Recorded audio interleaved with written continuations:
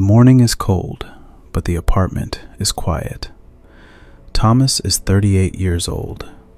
He is a man who values his time, or at least he tells himself he does. Today, he has a project, a complicated set of financial reports that require the full breadth of his concentration. He sits down.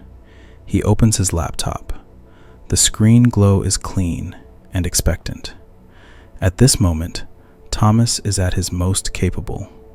He is standing at the edge of a productive morning, and his mind is a sharp precision instrument. He knows exactly what he needs to do. But there is a small, quiet friction in the air. The work is difficult. It requires a level of mental effort that feels heavy, like trying to start a large engine in the dead of winter. It begins with a tiny, almost imperceptible prick of agitation. Thomas doesn't want to leave his work. He just wants a buffer, a moment of transition.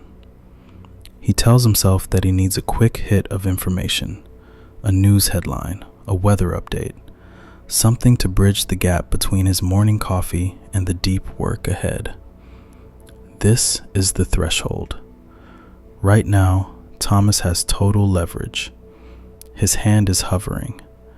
The gap between his current state of peace and the state of distraction is only a few inches of movement. If he were to pull his hand back, the cost would be zero. He is standing at the very top of a long, steep slide. He picks up the phone. The news headline is read in seconds, but the feed is an endless river. Thomas finds himself watching a video about a man building a cabin in the woods. It has nothing to do with his reports. It has nothing to do with his life. But it is beautiful. And it is easy. This is the drift.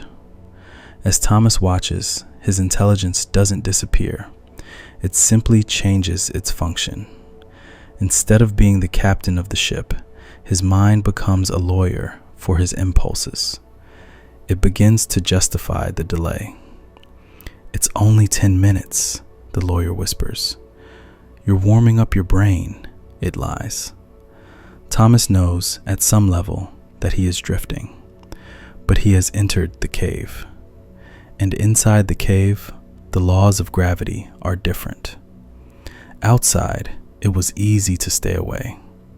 Inside, it is almost impossible to leave. The algorithm is feeding him exactly what he needs to stay submerged. 45 minutes have vanished. Thomas finally locks the phone and sets it down. But the room feels different now. The silence, which was a sanctuary an hour ago, now feels heavy. The exit from the distraction is brutal. It's like pulling a heavy weight out of deep mud. Thomas is back at his laptop, but his mind is still echoing.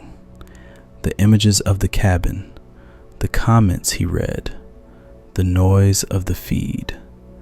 The mouthful of agitation has arrived. His focus is shattered.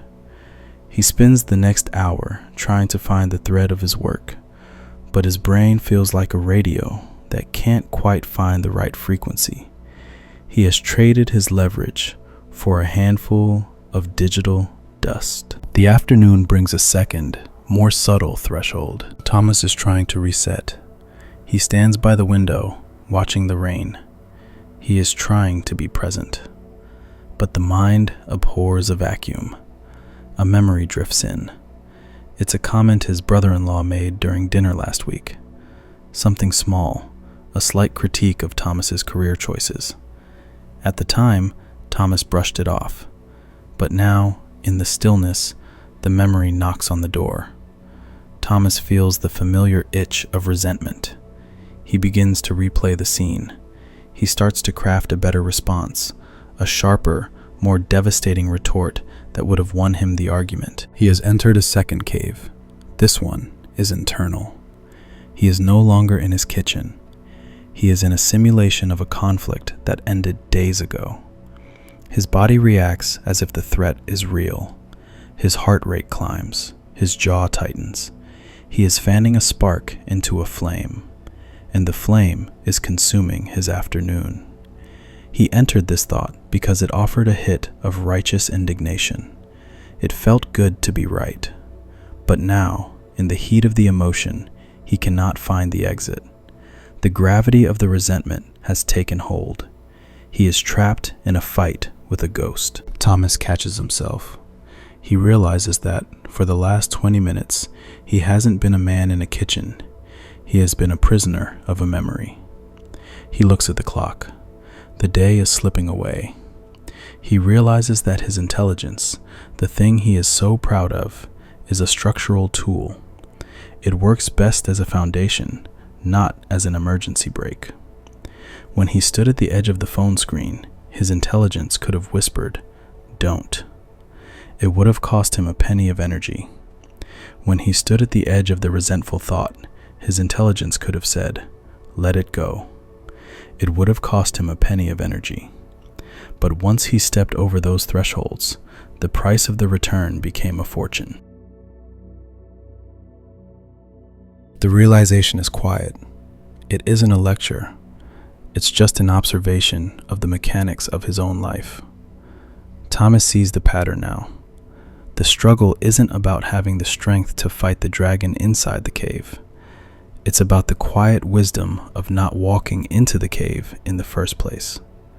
He stays at the desk. He feels the friction of the work. But this time, he doesn't reach for a buffer. He stays in the discomfort until the engine finally turns over. Perhaps you recognize Thomas. Perhaps you have felt that same hover of the thumb, that same drift into a simulation of a life that isn't yours. You may find that your mind, too, is a master of the threshold. It is brilliant at guarding the gate, but it is easily lost once the gate is passed. This is an observation, not a judgment. The leverage is only yours before you engage. Once you are in, the gravity belongs to the distraction. The victory is won in the small, silent moments before the action begins, in the realization that you have a choice, but only for a second. Because in the end, we all live by the same quiet mathematics.